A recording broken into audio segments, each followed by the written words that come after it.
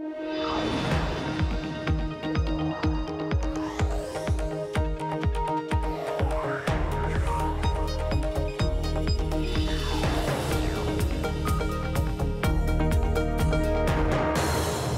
Emily Chang, and this is Bloomberg Technology. Coming up, the president and the GOP roll out their framework to rewrite the U.S. tax code, and the world's most valuable companies could be in the crosshairs. Will targeting trillions of dollars in offshore profits be a problem for big tech?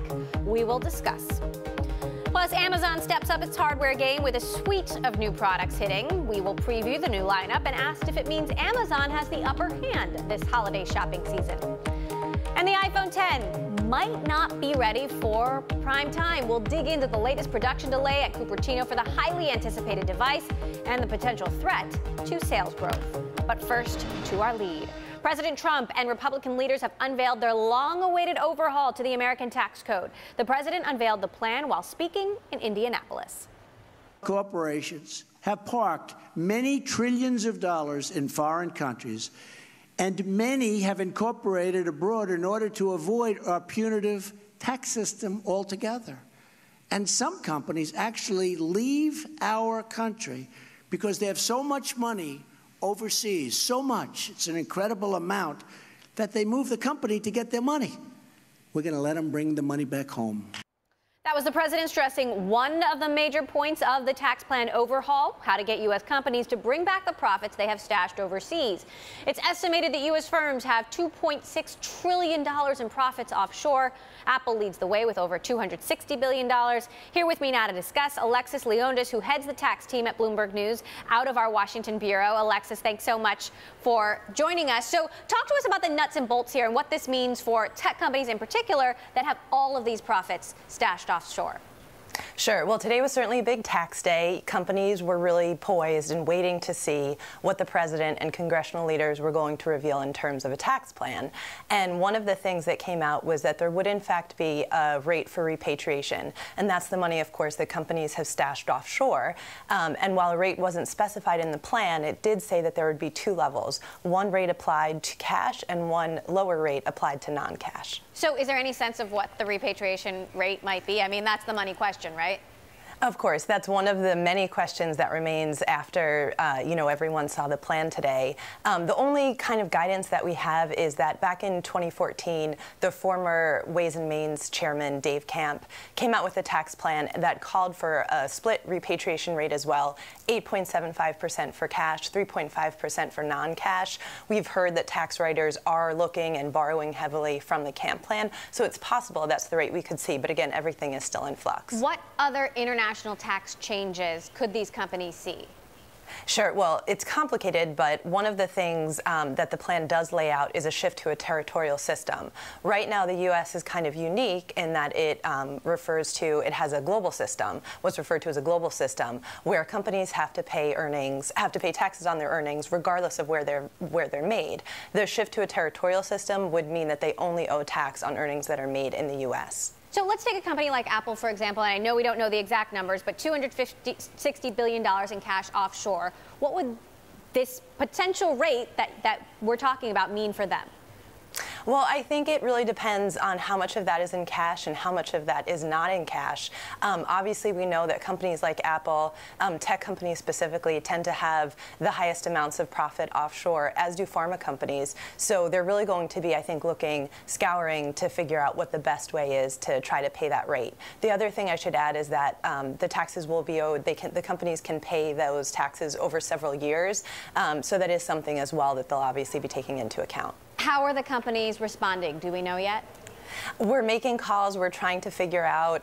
But I think the number one thing we know is they're certainly sending their lobbyists to Capitol Hill to make sure that the rate is as low as it can possibly be. All right. Bloomberg's Alexis Leondis, thank you so much for joining us from Washington.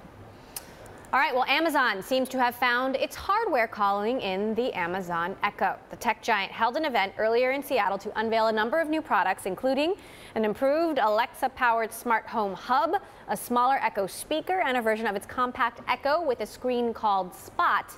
Amazon also announced Alexa will be coming to BMW cars starting next year.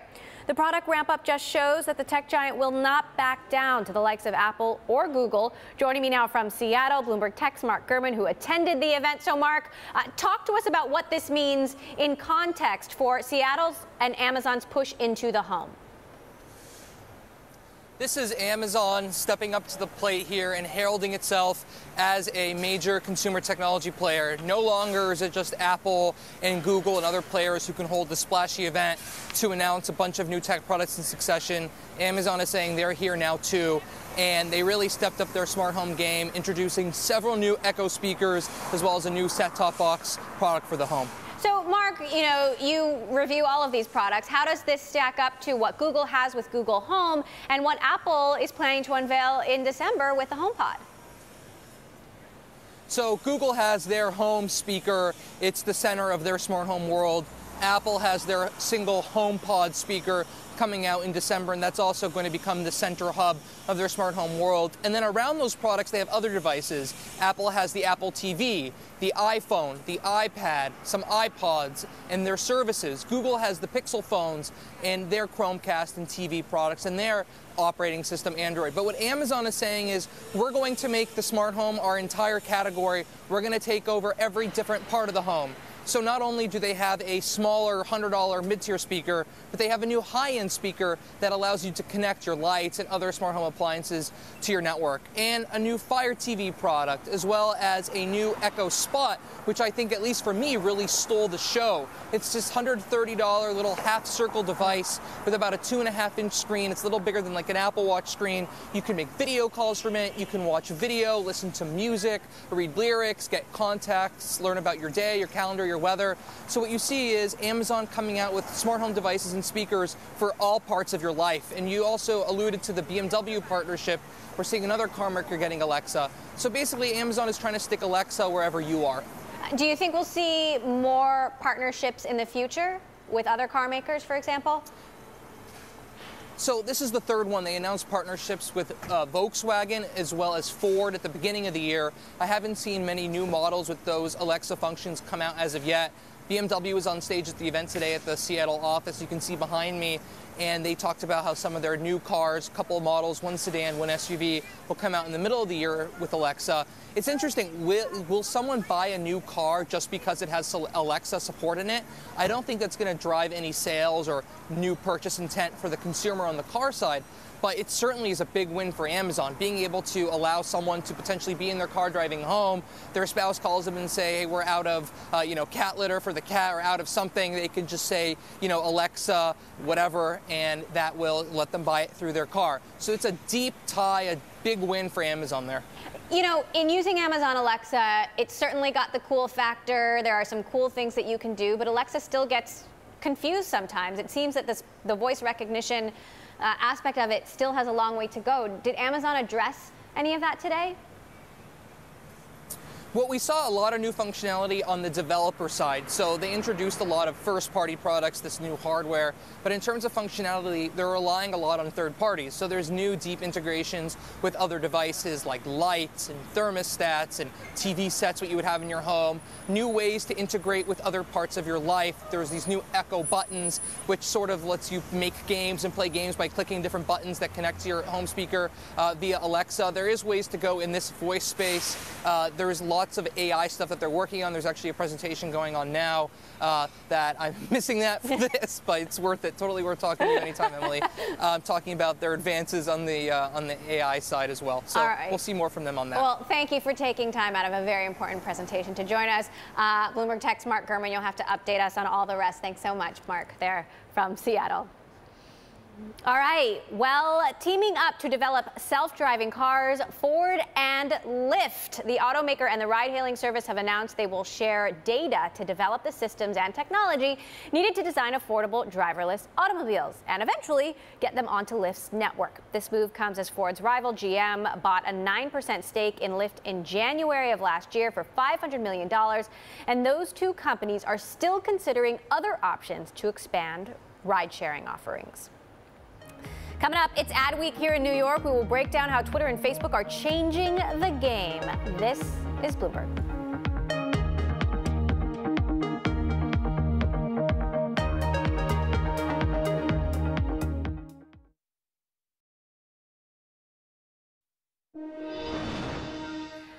says it had success fighting fake news in the recent German federal election. The company says it launched a major effort in the country to combat fake news, deploying new methods it's developed in the months since President Trump was elected in the U.S. While the right-wing Alternative for Germany, or AfD party, made historic gains in the election, Richard Allen, Facebook's vice president of public policy in Europe, said in a blog post that, quote, these actions did not eliminate misinformation entirely in the election, but they did make it harder to spread and less likely to appear in people's news feeds. Studies concluded that the level of false news was low. Sticking with Facebook, President Trump is taking aim at the social network, tweeting, Facebook was always anti-Trump. The networks were always anti-Trump, hence fake news. New York Times and Washington Post, always anti-Trump. Collusion? The tweet comes after Facebook revealed last week that it'll turn over the 3,000 political ads it says were bought with Russian money in last year's presidential campaign. Facebook is making a larger push to attract advertisers as it broadens its media content, a key topic of conversation this week at Adweek in New York. Joining us now to discuss, Ben Lair, CEO of Group 9, whose portfolio includes Thrillist, Now This, and more. Also with us, Jerry Smith, who covers media for Bloomberg News. So, Jerry, you can tell us all about what's happening at Adweek. What are they saying about Facebook and all of this news? Yeah, I mean, I think exactly what you were just saying is that Facebook is really making an aggressive push to try and take away advertising dollars from TV networks. You know, they just launched Facebook Watch, and there's a lot of publishers, online publishers that are producing content for that. So, you know, that's really where there's this big push here is there's, you know, a $70 billion market for television advertising, and Facebook wants a piece of it, Google wants a piece of it, and the TV networks, you know, right now they have the lion's share of that, but there is some shift going to digital. Are they concerned about the fake news? Are they concerned about this Russia issue? Advertisers? Yeah, absolutely. I mean, I think that advertisers are extremely conservative. They're very concerned about their brand appearing next to content that's questionable. We saw YouTube have a real problem with that earlier this year. So yeah, I mean, I think advertisers are very concerned about their content showing up alongside fake news as well. Ben, what's your take? Yeah, I mean, I'm hopeful that Facebook is successful in sort of shaking some of that money out of television. That's, you know, that's sort of the model that we're building at Group 9 is to create content for these platforms, sort of in advance of the money showing up, but knowing that consumer attention has shifted there. And ad dollars always lag consumers in sort of any big shift. And so I think over the next few years, you'll see money start to move more and more from TV into where people are spending time, which is in mobile and mobile video specifically. Facebook and Google are really gobbling up the digital ad pie. I mean, how much is left over for companies like you? Yeah, so if you look at how TV has traditionally been bought, advertisers are buying directly from the cable networks, yet in digital, the sort of ecosystem is set up so that you're buying from the platforms rather than from the media brands. That's problematic as a media brand building on these platforms, but I think a shift is happening now, and it's going to take a long time where as Facebook and Google specifically, but you know, Snapchat and Twitter as well, are looking at that $70 billion in TV and wanting to get it, they have to place more value on premium content because that context is so important to advertisers. And so in needing that premium content, they start to have to share some of that pie. And so that's what Facebook has done with the launch of Watch. Facebook is now starting to actually pay content creators for content. Right. They're doing more to share advertising. It's still early, but also the competition between these platforms is important. And so when YouTube was the only show in town, publishers had no leverage. Right. Now with multiple platforms sort of competing for premium content, I think it's a good time to be a premium content creator. And I do believe that there's going to be a huge business, although it will take time. And you guys have the Dodo, which has a show called The Comeback Kid, which is doing very well, as I hear. I mean, we have 24 shows on Facebook Watch, and we'll have many more. Because and what kind of engagement are you seeing? Well, so Comeback Kids is the #1 show on Facebook Watch so far. We're seeing over 20 million views per episode, over 20 million minutes of viewing per episode. You can hold that up to sort of almost anything in linear TV. Yeah. Enormous scale. Granted, all of our shows are not the #1 show on the platform, but collectively, in less than 3 weeks, we've had over 100 million views. We have over 500,000 followers to these shows. So I think of a follower as almost like the linear network TV version of like a TiVo subscriber to a program. we're building fan bases, we're building great engagement, growing engagement. We're really pleased with the early results, but this is going to shake out over an extended period of time. Jerry, do you think the traditional TV networks, the bigger names, are going to embrace Facebook Watch, or is it a wait and see? You know, I think it is a little bit of a wait and see. I mean, you know, you talk about Trump's tweet and the idea that Facebook and media companies are colluding. My conversations with media companies, the farthest thing is collusion. I mean, there's some frustration with Facebook in terms of Facebook will ask media companies, produce content for our latest initiative, and there's some frustration that they're not getting the kind of financial terms that they'd hoped for. It seems like Facebook in the last year has really made an effort to try to reach out to the journalism community, the media community, to really try and, you know, meet their needs. So I think Facebook's starting to come around, but the idea that they're colluding together is actually kind of funny, considering there's actual real tension there between the two sides. All right, Jerry Smith, Bloomberg News, who covers media for us, Ben Lair of Group 9, always great to have you here on the show. All right. Coming up, publisher McGraw-Hill is undergoing a digital transformation with its textbooks. We will hear from the CEO of its education division next. And be sure to tune in for our conversation with Microsoft CEO Satya Nadella this week on Bloomberg Studio 1.0, an in-depth conversation about his tenure at Microsoft, the cloud, the broader tech industry, the future of AI. We talk about it all. Airs this Thursday, 5:30 p.m. New York time. This is Bloomberg.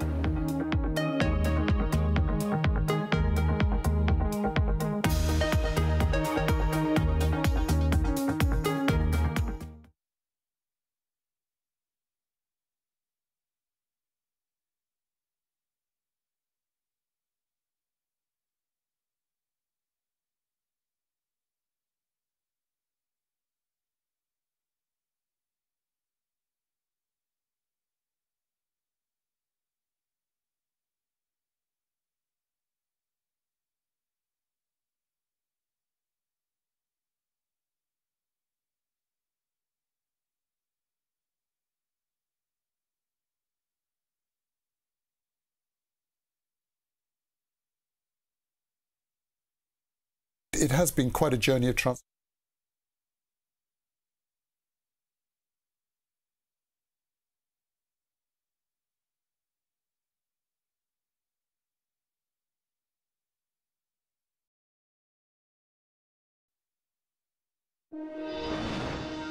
How do you transform a century-old education publisher into a leader in digital learning, sell it to a private equity group, and install a CEO focused on turning software into the new textbook?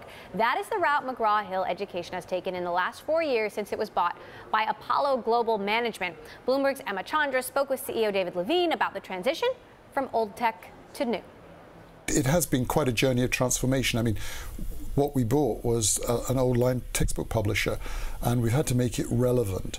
And what we've done with that is we've put about $700 million to work, spending a lot of money thinking about how you can improve outcomes in education through using software. And that's been the thrust of what we've done. So it's about becoming a digital company? Well, it's actually about becoming a results company. We call it a learning science company, using a combination of psychology and cognitive sciences to help people do better in their education. And so tell us about this software. What are you actually providing? I know you've been acquiring software companies, you're working with AI. How does it all figure for McGraw-Hill? When I went to school, we learned by reading a book.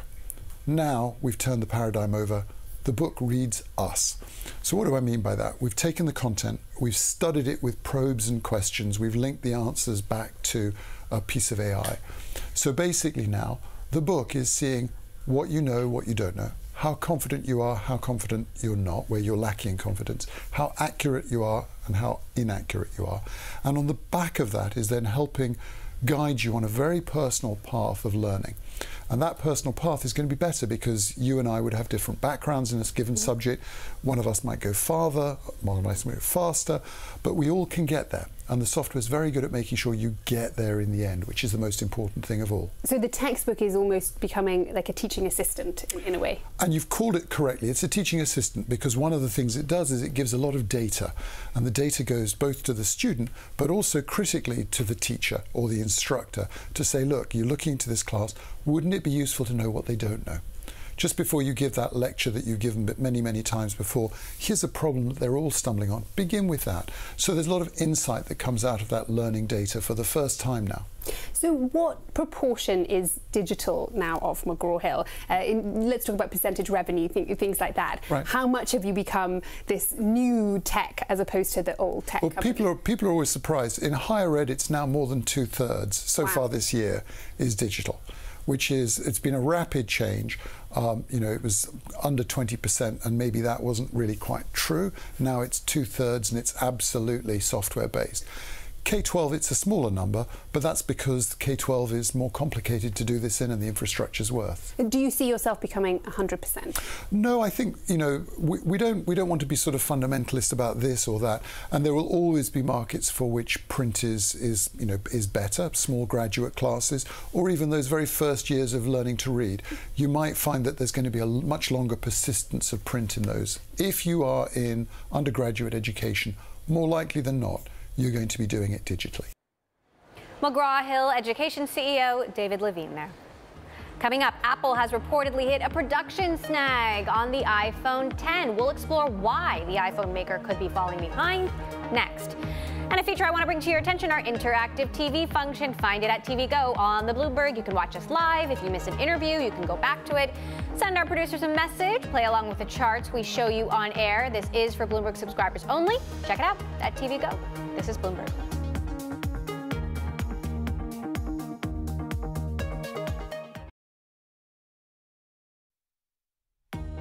I'm Mark Crumpton in New York. You're watching Bloomberg Technology. Let's get a check of First Word News. President Trump traveled to Indianapolis, where he unveiled a tax plan he said would provide, quote, historic relief to the American people. Tax reform will protect low-income and middle-income households, not the wealthy and well-connected. They can call me all they want. It's not going to help. I'm doing the right thing, and it's not good for me, believe me. The proposed overhaul will cut the corporate tax rate from 35% to 20%. For individuals, the tax brackets would be 12%, 25%, and 35%. An international chemical weapons watchdog is commending Russia for destroying its artillery of deadly gas stockpiled during the Cold War era. Officials reported the destruction of all remaining projectiles to Russian President Vladimir Putin today. It cost Russia an estimated $5 billion. U.S. Marines have arrived in Puerto Rico. The Navy released video today of troops and supplies arriving on the island. More than 24 ships and thousands of troops will eventually arrive there to distribute aid.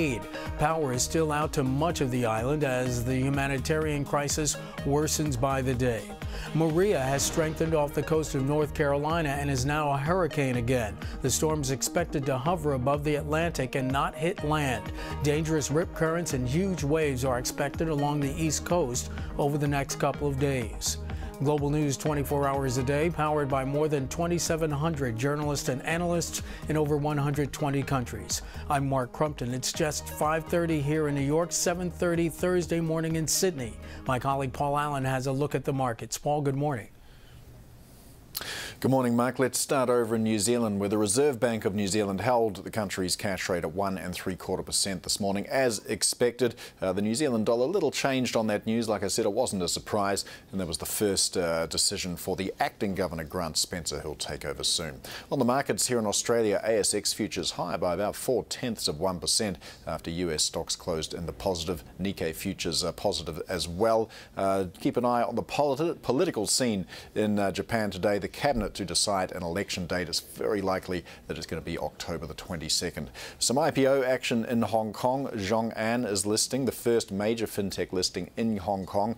China's largest insurer, said to have raised $1.5 billion. That is backed by billionaire investor Jack Ma, and SoftBank as well was one of the early investors on ZhongAn. Elsewhere, we're waiting on China's second quarter balance of payments and South Korea's CPI in September. That's expected to slip to 2.2% on year. I'm Paul Allen in Sydney. More from Bloomberg Technology next.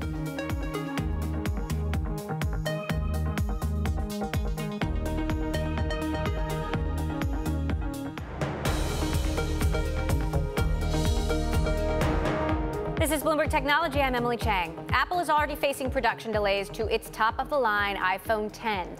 The delays come due to problems with the 3D sensor manufacturing process. Reports saying that the makers of the components used in facial recognition technology are struggling to hit adequate production levels. Here with all the details, Bloomberg's Alex Webb, who covers Apple for us. So, Alex, what do we know? Well, we know from the reports yesterday initially from Nikkei there were some problems with the 3D sensors and that's causing some delays to the production process. Then subsequently the Wall Street Journal, kudos to them, they dug into it a little bit more and it's the sensor which projects the infrared dots on your face, which then helps map your face for the 3D sensor facial recognition system that Apple has. We don't quite know the extent to which that will affect how many phones are on the shelves come November the 3rd, though? Well, that was my next question is, to what extent do we know how all of these things that we're learning about are actually going to impact supply? So, going back to the start of September when Apple unveiled these two phones, they had the iPhone 8 and the iPhone 10. And for the first time ever, as far as I know, in terms of iPhone releases, they staggered the release. So the iPhone 8 is already on shelves. You can go out and buy one, assuming they have supply. You can go out and buy one right now. There's a 6-week window, though, until the iPhone 10 becomes available, because we knew going into this cycle there were some problems with the OLED screens. Now, Apple said that those delays were taken into account when they made their projections for the current quarter, the one which ends on the 30th. But we don't know to what extent these 3D sensor delays were taken into account when they said the release date will be November the 3rd. If it was, then investors don't have anything to worry about, on this front at least. If they did, then it might be that they're in short supply come that day, and they will not be able to meet demand, and that is something which might be a cause for concern. Could this be, or give us some answer as to why the release was staggered with the iPhone 8 out last week and the iPhone 10 not out till November? Yes, I mean, it could be one of the factors. OLED is, of course, the other one. There are only a handful of factories in the world making these organic light-emitting diode displays, which give it this sharper, wider display for the iPhone 10. But we did know there had been some problems with the, getting these 3D sensor systems working. We weren't quite aware of the extent of the issue. It's really going to, we're obviously doing our own reporting, digging into it, seeing exactly what the case is. The problem seems to be in what they call the module makers. You have all these different components which you piece together to make the 3D sensor package itself, which then goes into the phone. It's there that the sticking point seems to be. The people delivering those components, they are doing okay, but it's the module assemblers, and that's as far as we know, LG Innotek in South Korea, and Sharp, the Japanese company, which is owned by Foxconn. Those seem to be the places where they've got issues. It's interesting given that Tim Cook was Apple's COO for many years. He was the supply chain genius and, obviously, probably knows more about the supply chain than anyone at Apple, that at this point, they've been working on this phone for months, if not years. Why wouldn't they be able to stockpile some of these components for the release? I think it possibly speaks to the fact that, people have been worrying for a while about the extent to which you're really able to deliver blockbuster technological advances in smartphones anymore. So Apple has really been trying to push the envelope, get the latest technology available for their phones. The difference is, of course, the iPhone as a single model is the best-selling smartphone in the world. Samsung sells more smartphones, but there are, of course, a bunch of different models. Because it's the best-selling smartphone in the world and they're trying to do this really cutting-edge technology, it's maybe a lot of these companies are not yet at the stage where they can deliver all the components necessary. On some of the conference calls for these companies over the past couple of months, they had a big capital expenditure as they try to ramp up production and meet Apple's demands. Clearly, some of that hasn't been as successful as anticipated. It's interesting, all of this coming at the same time that the iPhone 8 is out and there are, people who are complaining about certain features, something's not working. What do you make of that? Like, how much could it impact sales?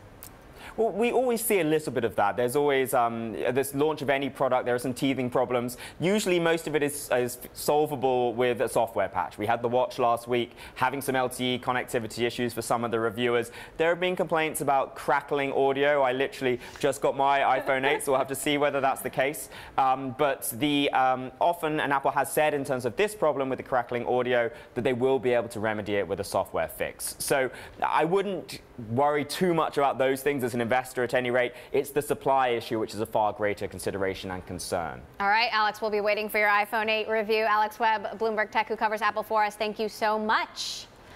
Now to a stock we are watching. Micron jump the most in 6 months after reporting earnings that beat estimates and predicting another strong quarter. The memory and storage chips that Micron makes for computers and mobile devices remain in short supply. This as the industry reaps the benefits of curbing spending on new plants and production. Prices are also being bolstered as everything from cars to data centers add more computing capabilities, broadening the market for the electronic components. Coming up, President Trump and Republican leaders have begun their push to overhaul the tax code. What the changes could mean for tech next. And if you like Bloomberg News, check us out on the radio. You can listen on the Bloomberg Radio app, Bloomberg.com, and in the U.S. on Sirius XM. This is Bloomberg.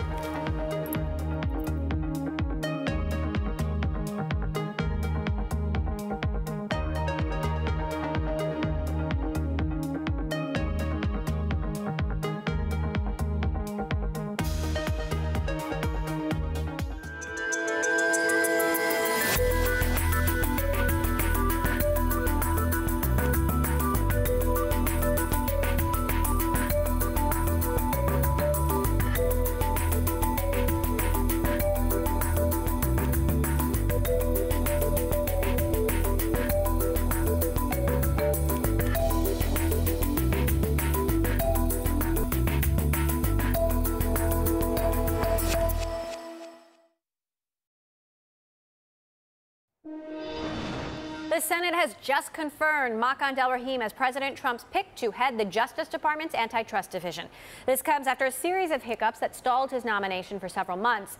Delrahim was confirmed as 2 blockbuster mergers await his review: AT&T's takeover of Time Warner and Bayer's deal for Monsanto.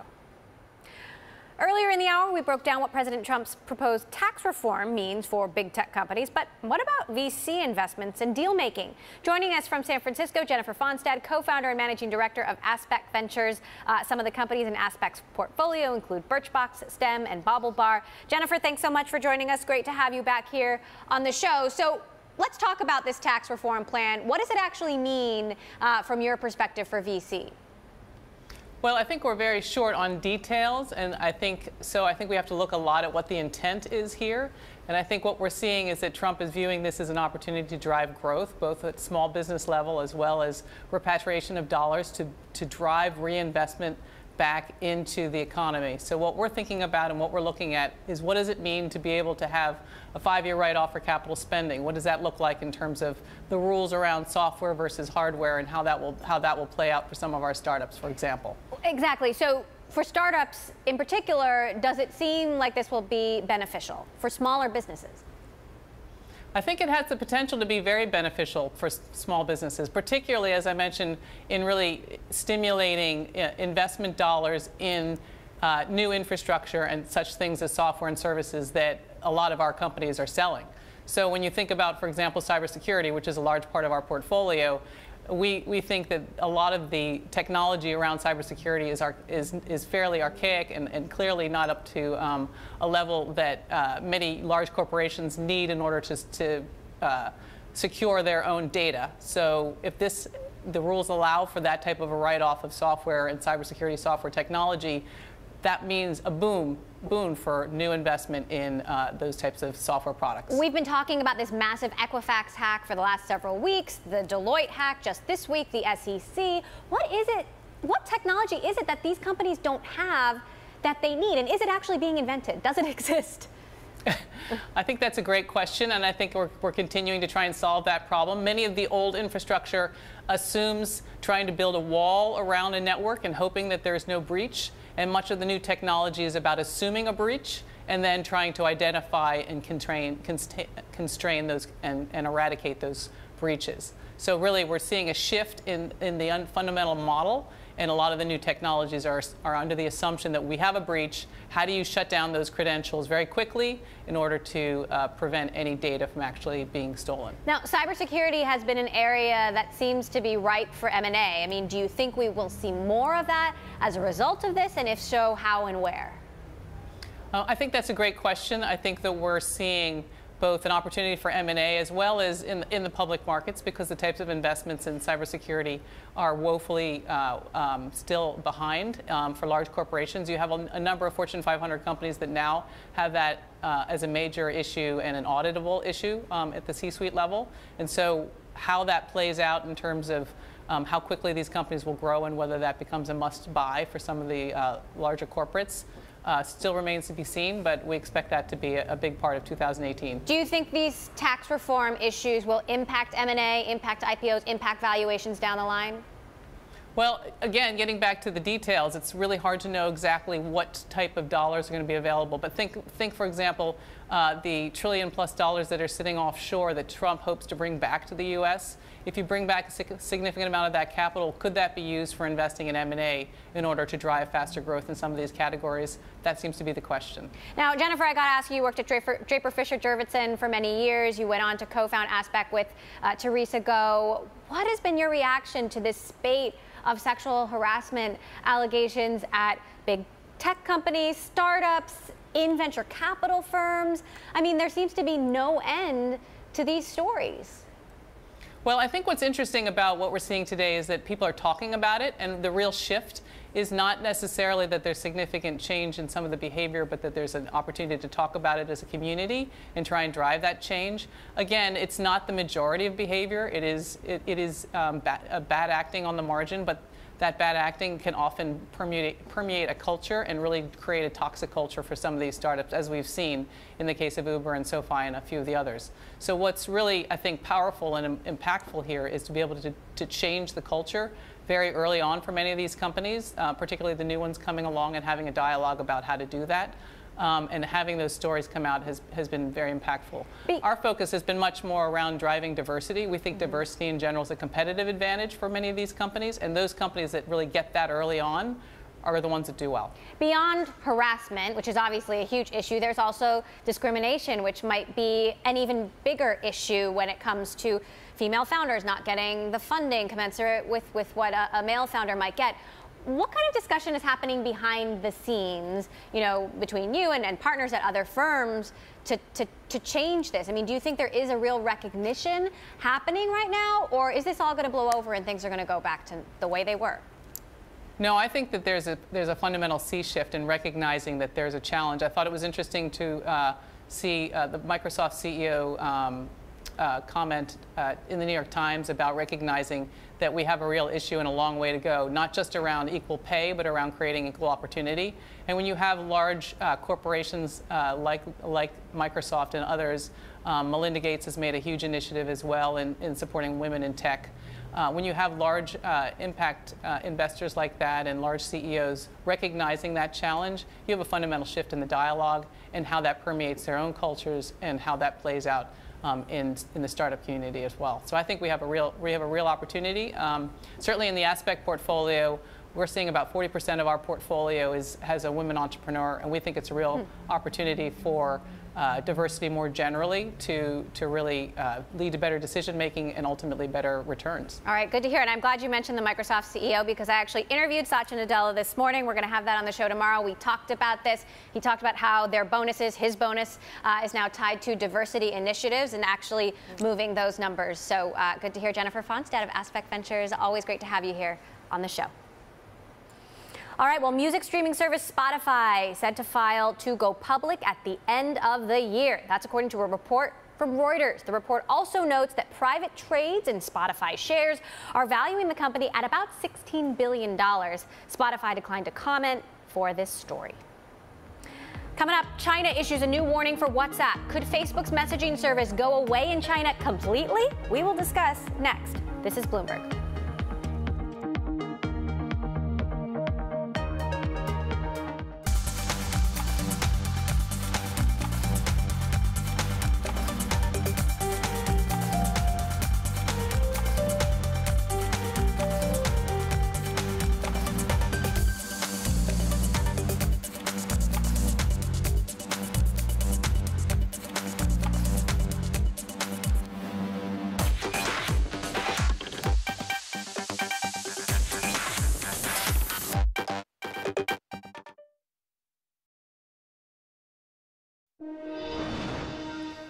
China's largest group buying and restaurant review company is building a war chest as it takes on rivals backed by Alibaba. Meituan Dianping is said to be close to finalizing a deal to raise at least $3 billion from investors, including Capital Group.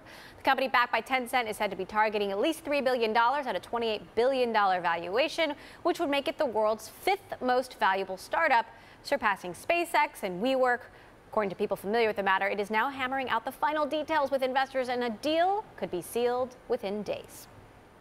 Staying in China, a new warning from that country's government to Facebook's WhatsApp messaging service. The Cyberspace Administration of China says the service should act to stop the spread of illegal information and should take proactive measures to intercept information. This, of course, coming after WhatsApp service was interrupted across China earlier this week. Bloomberg's North Asia correspondent Stephen Engel joins us now from Hong Kong with more. Stephen, we talked about this earlier in the week. What does this message from the Chinese government mean to you?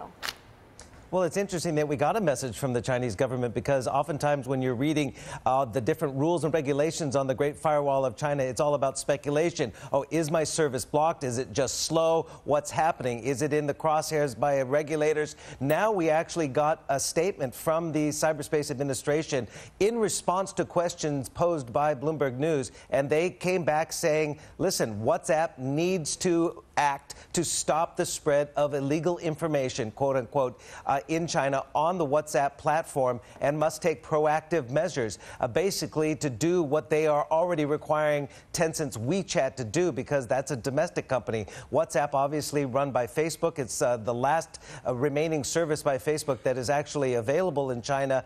And we've been having intermittent outages, if you will. In July, users reported, including myself, when I was in China in July, I couldn't upload photos or videos. And now on Sunday and Monday, outright outage, including the text messaging part of the service. Then all of a sudden on Tuesday, I guess it was, the service came back on. So this is a clear warning from the authorities that they're watching, and perhaps they've even found a way to get around the end-to-end encryption that Facebook's WhatsApp has employed. China recently fined Tencent. I mean, could fines be on the way for WhatsApp or Facebook?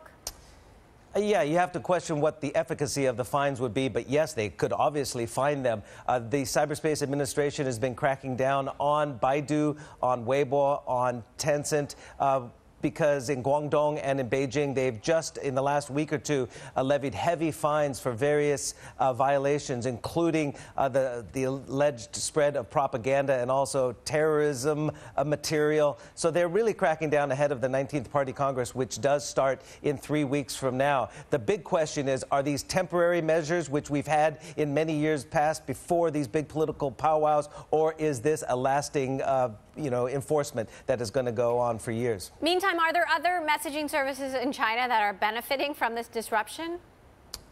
Yeah, I mean, of course, there's WeChat, which is the big one, nearly 1 billion users by Tencent, and that is the dominant ecosystem, if you will. But of course, there's Weibo, or several versions of Weibo as well from Sina. Alibaba has a few of these various messaging apps they use for Taobao, for traders to communicate. I know Shanda has Uni, which, and there was Momo as well, which started as a dating app. And there's Telegram as well, which came from the Russians, which, interestingly, a lot of the Bitcoin groups went over to Telegram when WeChat groups were being cracked down, so they could talk about strategies about getting their money to overseas wallets. So there are a few other niche players, but again, WeChat is the dominant one domestically. And do we expect, Stephen, more disruptions as we get closer to this big Communist Party meeting? My one-word answer would be yes. Yes, more disruptions. All right, short and sweet. Stephen Engel for us there in Hong Kong. Thank you so much. That does it for this edition of Bloomberg Technology. This Thursday, tune in for our conversation with Microsoft CEO Satya Nadella on this week's Bloomberg Studio 1.0, an in-depth conversation about his tenure at Microsoft, the cloud, the broader tech industry, the future of AI, all that and more. And a reminder, we are live streaming on Twitter. Check us out at Bloomberg Tech TV, weekdays 5 p.m. in New York, 2 p.m. in San Francisco. That's all for now. This is Bloomberg.